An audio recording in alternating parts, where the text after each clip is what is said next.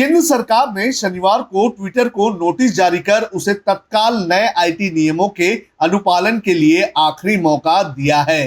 सरकार की ओर से आगाह किया गया है कि यदि ट्विटर इन नियमों का अनुपालन करने में विफल रहती है तो वो आईटी कानून के तहत दायित्व से छूट को गवा देगी।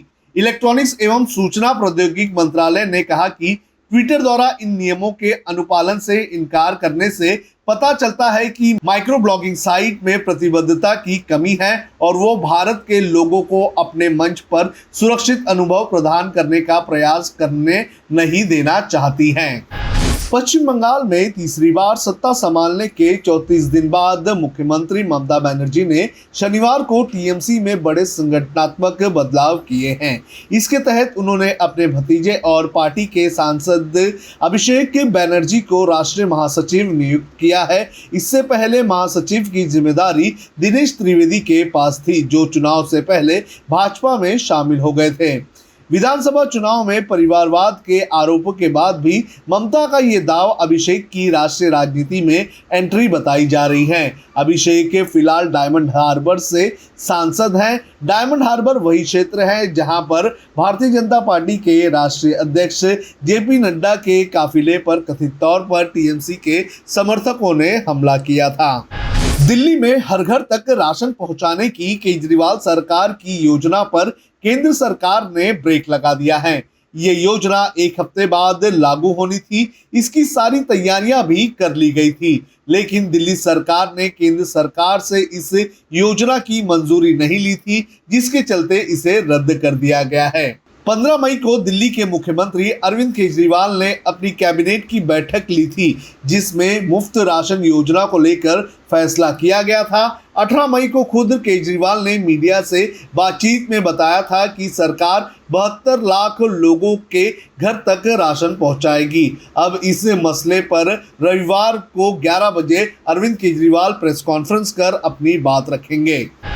फेसबुक ने अमेरिका के पूर्व राष्ट्रपति डोनाल्ड ट्रंप का अकाउंट 2 साल के लिए सस्पेंड कर दिया है। 2 साल का समय 7 जनवरी 2021 से गिना जाएगा। उसी दिन पहली बार ट्रंप का अकाउंट सस्पेंड किया गया था। फेसबुक के वाइस प्रेसिडेंट निक क्लेज ने शुक्रवार को ब्लॉग पोस्ट के जरिए ये जानकारी दी। फेसबुक के मुताबिक ट्रंप अब जनवरी 2023 तक अपना फेसबुक अकाउंट एक्सेस नहीं कर पाएंगे, यानी कि नवंबर 2022 में होने वाले मिड टर्म इलेक्शन में भी उन्हें फेसबुक से दूर ही रहना पड़ेगा।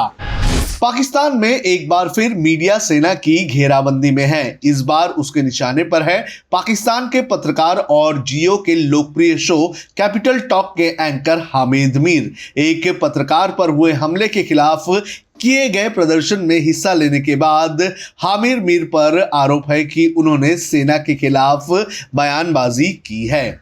हामिद मीर को उनके चैनल से भी ऑफ एयर कर दिया गया है। हामिद कई पाकिस्तानी अखबारों में अपने कॉलम लिखते हैं। फिलहाल उनके कॉलम भी बंद करा दिए गए हैं। कहा जा रहा है कि सेना ने मीडिया संस्थानों के मैनेजमेंट पर दबाव डालकर ऐसा कराया है। चर्चा है कि जल्द ही सेना हामिद मीर के खिलाफ राजद्रोह और बगावत का केस दर्ज कर सकती है। जब हमने HW न्यूज नेटवर्क की नींव डाली थी, तब हमने ये ठाना था कि न्यूज और इंफॉर्मेशन ये लोगों तक फ्री पहुंचनी चाहिए, मुफ्त पहुंचनी चाहिए, और हम आज भी ये वचन पर कायम हैं।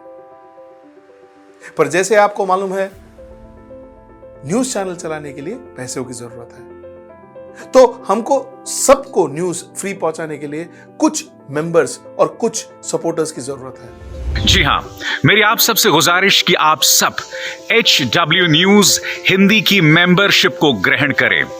ये सदस्यता स्वैच्छिक है, यानी कि आप अपनी मर्जी के मुताबिक इसे ग्रहण कर सकते हैं, क्योंकि अगर आप इसे ग्रहण नहीं भी करते तब भी आपको HW न्यूज हिंदी के तमाम कार्यक्रम मिलते रहेंगे।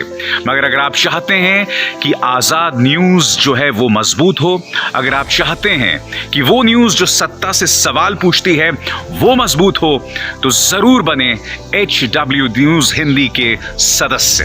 जो लोग हमारे 89 रुपए प्रति महीने वाले कार्यक्रम से जुड़ेंगे, उनके लिए HW न्यूज का बैच विश मिलेगा।